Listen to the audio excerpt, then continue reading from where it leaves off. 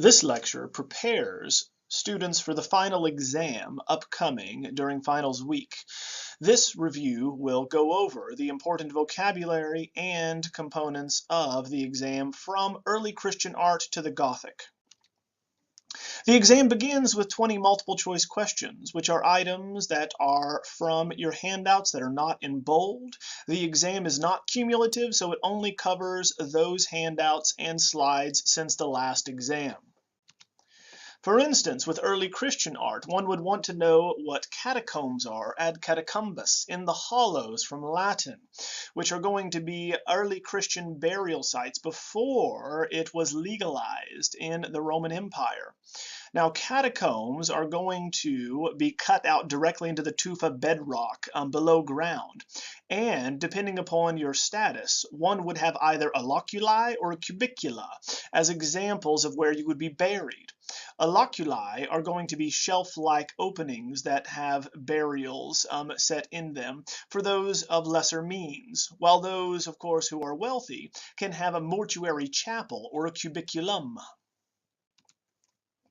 For Byzantine architecture, we discussed pendentives and squinches. Pendentives, such as that seen at Hagia Sophia, are going to hang, since pendere from the Latin means to hang, the dome from this golden chain, to where we have 4 massive piers and spandrels that are going to transfer the weight to 4 specific points, leaving the walls non-load bearing.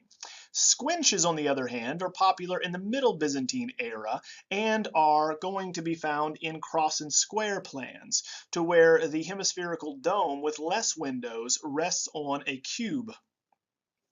Following that, we discussed relics and reliquaries. Relics are going to be objects associated with a holy person, whereas a reliquary are going to be objects crafted to hold or house a relic. Typology for early Christians is quite important, and it is going to relate looking for parallels between 2 different traditions, primarily the Old Testament and the New Testament.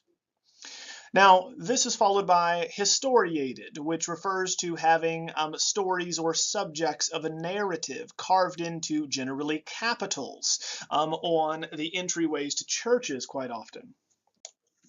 For Christian churches, we find that a modular design, or one based around a geometric module, allows for architects and masons to construct them at a greater speed. Pilgrimage churches, as discussed, are going to be those with an ambulatory to accommodate additional worshipers who come to visit relics during the pilgrimages that take place in the Romanesque era.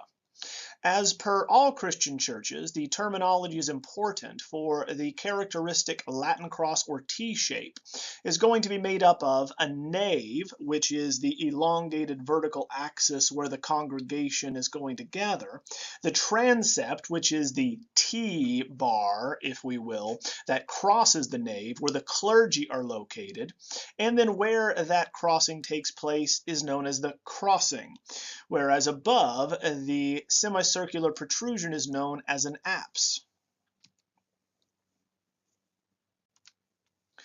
For the Byzantines, who appreciated mosaics, or images created from assembling thousands of colored pieces of tile and or stone, these are known as tesserae and make very, very stable and strong, long-lasting images.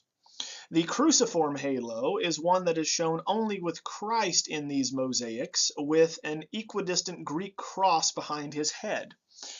An icon in the Byzantine tradition is going to be a painted wooden panel that allows the viewer to have direct access as a conduit to the divine. We find that iconoclasm takes place in the Byzantine eras because of the foreseen losses to the Turks, and literally means to break images. So we find that with iconoclasm, we are going to find the banning of images at various times in history and their destruction. Aniconism, turning to Islam, is going to be the banning of religious imagery. So we do not have figural imagery representing religious subjects ever in this tradition. This separates them and differentiates them from Christianity, which does. Now, Muslims, or those that follow the teaching of Muhammad, are going to worship in mosques, which are made up of a hypostyle hall that are going to be directed towards Mecca, which is where the Qibla wall is, on which there is a mihrab niche and often a minbar, or a pulpit from which one can speak. Now we find that, as with other cultures, Muslims are going to adopt different earlier building structures and materials from those cultures they conquer and reuse it for a new purpose. This is known as spolia, or taking from another source to present a new message. The dominant script that one finds inside of mosques and on official decorations relating to Islam is known as Kufic. So Kufic script is an Islamic typeface that emphasizes vertical and horizontal stripes. The muqarnas are going to be a stalactite formation or decoration in domes that we are often going to find hiding the transition from wall to ceiling. The animal style, as seen in the Hiberno-Saxon period, emphasizes geometricized animal shapes and is common in Scandinavia and in England and Ireland. Scriptoria are going to be these writing studios in monasteries where the only literate people virtually in Europe in the early Middle Ages are copying books. While copying these books, they often will have a page of complete embellishment known as a carpet page. So these often are just going to have decorative elements before entering into a section with text. Now, for the Vikings, we find that they are going to create rune and picture stones. A rune stone is going to have an early form of Germanic lettering and marks an important event and or grave, whereas a picture stone often illustrates that event alongside a rune stone. Once Christianized, these peoples in Scandinavia build churches. Their specific variety are known as stave churches, and a stave is a massive timber. So we have four huge timbers in the center of these churches that are often very steep because of the high precipitation in Scandinavia. For churches, we turn to the Gothic age. We have groin vaulting, which is going to bring ribs together, thus pinpointing the pressure and distributing the weight of these Gothic cathedrals, much more specifically to piers. The flying buttresses on the exterior also support the weight of these structures that grow higher and higher, thus leading to the creation of a triforium, or a mezzanine level below the main clerestory. Lancettes are going to be these pointed bullet-shaped windows that are the first variety of stained glass and remain the favorite for English builders and designers. And then finally, tracery, whereby we have these pieces of stone that hold stained glass in place, are going to evolve from plate to bar tracery, from heavy, thick stone to more spindly and more specific designs that allow them to encompass a greater range of space. In Germany, we have the development of the hall church, which is going to be one designed for preaching, thus foretelling the Protestant Reformation and the de-emphasizing of the clergy. Then we also looked at works that had a continuous narrative, which shows multiple episodes of the same story in the same space. And the dominant type of style brought over to Italy, thanks to Greek refugees fleeing the Ottoman Turks, is known as the maniera greca, the Greek manner, otherwise known as the Byzantine style, that is dominant at the dawn of the Renaissance in Europe. Following the vocabulary section of multiple choice, you will have unknowns and significance questions. The unknowns will show you a work that are produced by one of the cultures that we have discussed thus far, but we have not seen an example of. But you should be able to identify them based on the salient characteristics relating to the subject matter, style, and conventions of those various cultures. For instance, seeing an example of a facade here, one would be able to identify that it is a Gothic structure, more specifically a French Gothic structure because of the rose window and the open lattice work here. So we find that the pointed arches and the decorative elements and flourishes are going to give this away as a structure that is created after the Romanesque period. An interior of a church as well, such as this one, would also be identified as a Gothic structure, for we have pointed arches, groin rib vaulting. We have the tripartite elevation of the nave, the triforium, and the clerestory. We have the emphasis on verticality, and once again drawing our eye upward, as opposed to this example, which of course has rounded arches in the barrel vaults instead of groin vaulting, and has rounded arches in the side aisles. Therefore, it would be a Romanesque church because it's made up of true or Roman arches. Thus, it looks Roman-like. It does not have the same type of emphasis. Instead is shorter, squatter, less wide open as far as the windows are concerned. Turning to this example, we could easily identify it as a tympanum relief like those on pilgrimage churches we discussed, such as at Saint-Lazare by Gislebertus, where we have Christ judging in the center, dividing once again those of the saved and the damned, while they are rising out of their graves below. This one, of course, an appropriate subject and a penitential subject at that for those traveling to seek forgiveness. The next section is going to be one of significance, where we will show you a work we talked about in class, and you will relate what we discussed was important about it. Why is it significant? Why is it a great example of its culture and deserved of its place in the canon of art history? So for instance, if we were to show you this Christ Pantocrator, one should note how Christ has transformed from a youthful, beardless, and inviting philosopher type to a bearded and somewhat angry and displeased looking Savior, who lifts his hand not to bless, but instead seemingly to cast down some type of wrathful vengeance. He has a cruciform halo and is inside a body oval mandorla, or this wonderful body halo. Thus he looks down, judging in this way. So this is known as the judging Christ, and that's what Christ Pantocrator means. Other examples, such as this, would show that the animal style preferences for those Hiberno-Saxon peoples that populated the north and then were Christianized would be brought to bear. The same stylistic characteristics and appreciation for abstract motifs and animals would then be used to communicate to this newly converted Christian population. Thus we find that a series of abstract serpents make up this cross.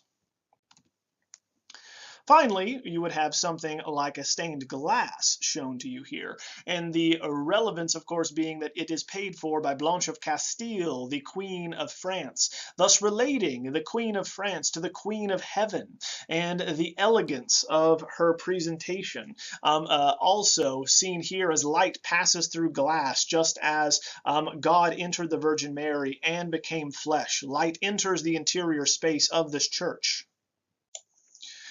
The next section includes 10 slide identifications. So you need to make flashcards, putting the image on one side and the culture, title, and date on the other.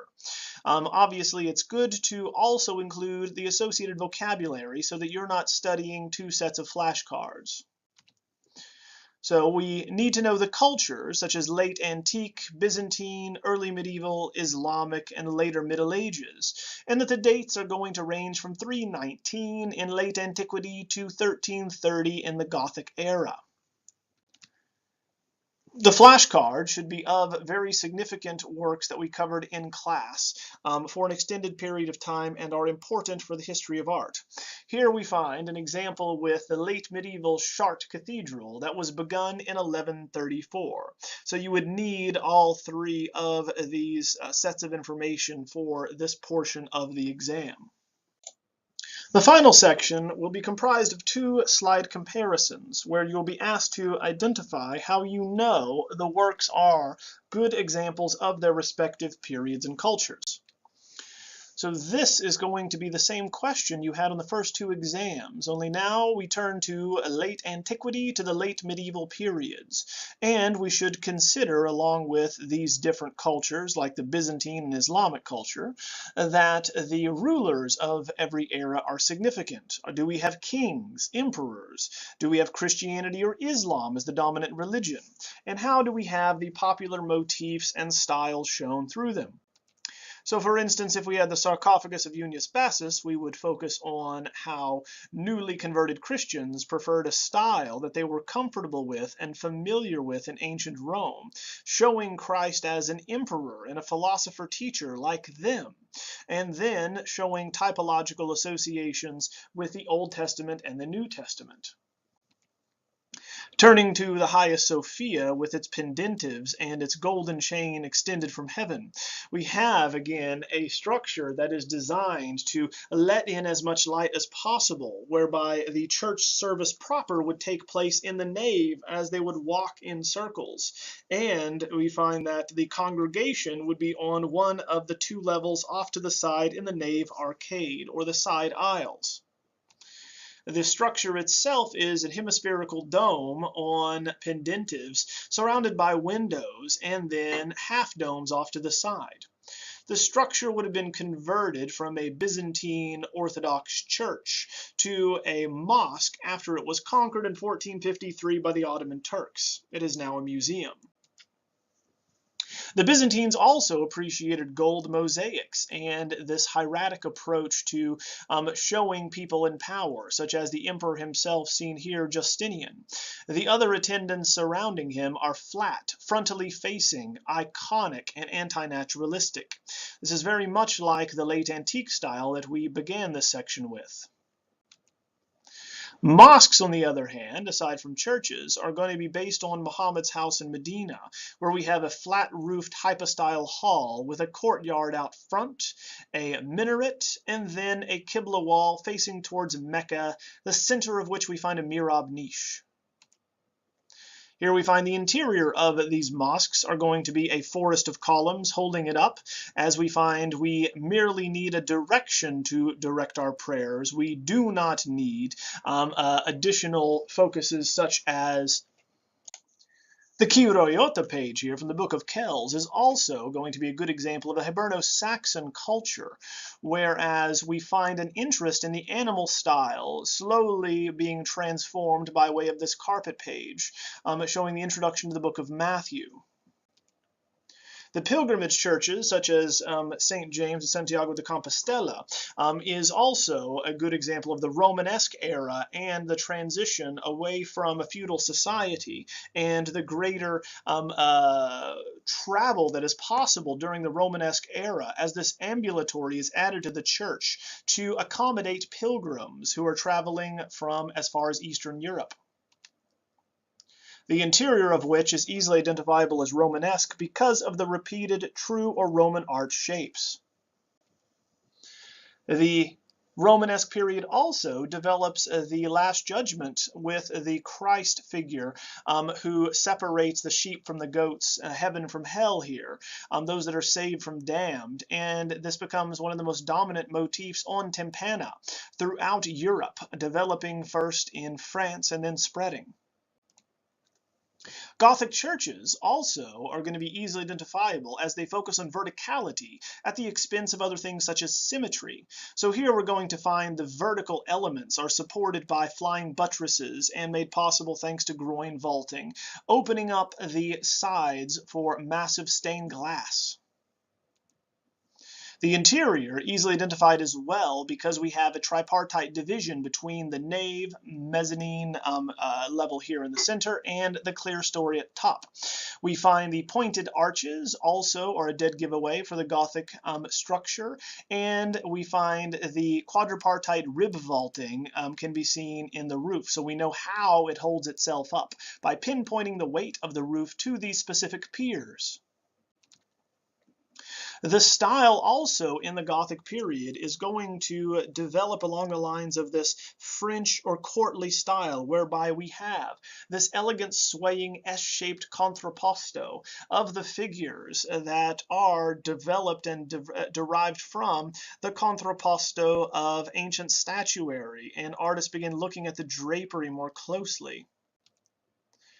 They also, in Italy, begin looking at ancient statuary for the big, heavy, robust figures that we see being produced by Nicola Pisano and others right before the Trecento or the 1300s. Finally, this penchant for naturalism and anecdotal detail will directly precede the Renaissance and its precursors, whereby we have an interest in showing space and showing figures dressed in contemporary attire that are identifiable and going about their daily lives in ways in which we ourselves can understand.